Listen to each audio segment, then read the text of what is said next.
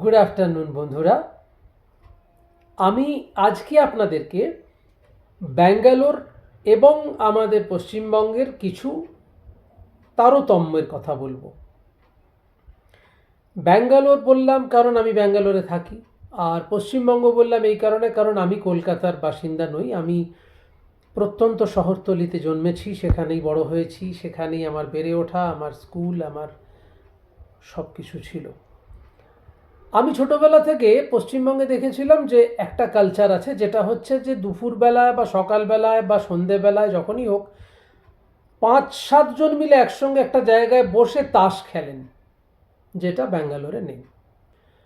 পশ্চিমবঙ্গে বিভিন্ন পাড়ায় পাড়ায় ক্লাব আছে, অমুক সংঘ তমুক সংঘ, এই সংঘ তাই সংঘ আছে। এই ব্যাঙ্গালোরে কিন্তু ক্লাব কালচারটা নেই, কোনো ক্লাব বলে ব্যাপার নেই।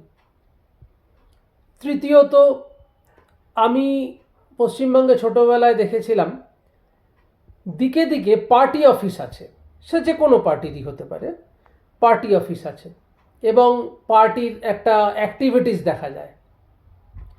ব্যাঙ্গালোরে কিন্তু পার্টি অফিস আজ পর্যন্ত আমার কোনো চোখে পড়েনি। যেগুলো আছে সব বড় বড় পার্টি অফিস, ব্যাঙ্গালোরে কিন্তু কোনো পার্টি অফিস নেই সেই অর্থে। আর পার্টির ক্যাডার অ্যাক্টিভিটিসও কিন্তু দেখা যায় না।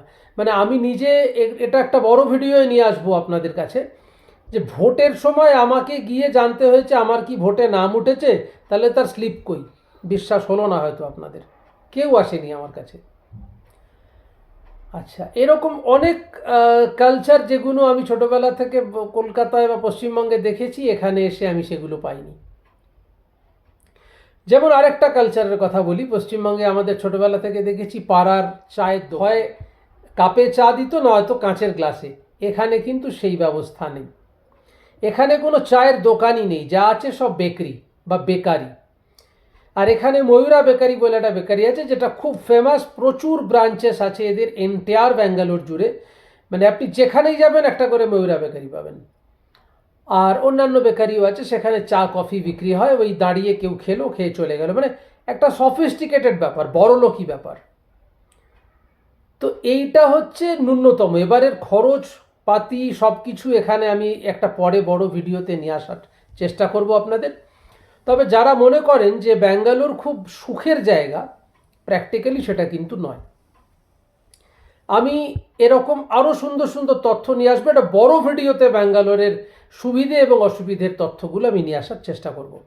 সঙ্গে থাকুন, চ্যানেল সাবস্ক্রাইব করবেন, এই অনুরোধটুকু রইল। পছন্দ হলে লাইক শেয়ার করবেন। টাটা।